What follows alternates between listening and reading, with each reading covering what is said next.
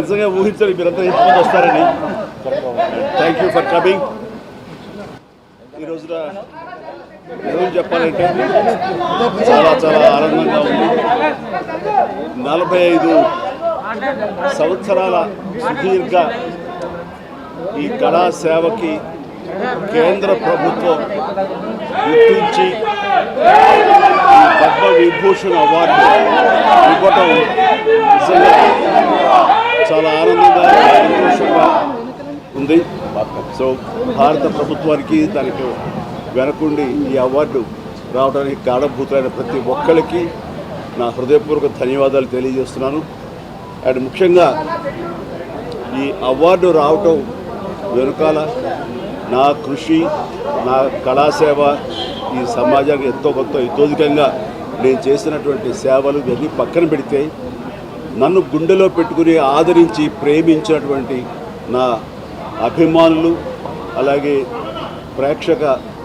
ప్రేక్షకులు, అలాగే నాకు ఎన్నో అవకాశాలు ఇచ్చి ఈ రోజున నన్ను నేను ఇలాగా తీర్చిదిద్దుకోవడానికి కారణభూతమైనటువంటి నా డైరెక్టర్స్కి, నా నిర్మాతలకి, నా ఇతర టెక్నీషియన్స్కి, ప్రతి ఒక్కరికి ఎవరైతే దోహదపడ్డారో ప్రతి ఒక్కరికి నేను ధన్యవాదాలు తెలియజేసుకుంటూ ఈ అవార్డ్ ఇదంతా వారి సహకారం నేను ఈ ఎత్తుకు ఎదగడానికి కారణమైనటువంటి వారందరిదీ.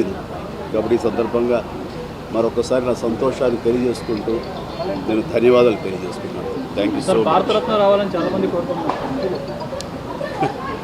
ఏ టైంకి ఏం రావాలో అది వస్తుంది తప్ప అది రావాలని ఆశ పెడితే వచ్చేది కాదు. ఏమండి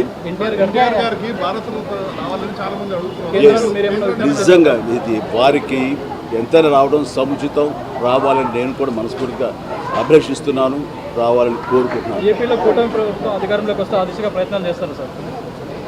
అది ప్రభుత్వ పరంగా చేస్తే కనుక త్వరితగతిన ఇది సహకారం అవుతుంది. అండ్ డెఫినెట్గా ఎంతైనా సరే అటు ఎంజీఆర్ గారికి వచ్చినప్పుడు వీరికి రావటం కూడా అంతకంత సముచితం అండ్ అది ఆనందదాయకం. దానికి నేను ఎదురు చూస్తుంటాను, నేను కోరుకుంటున్నాను రామారావు గారికి భారతరత్న రావాలి.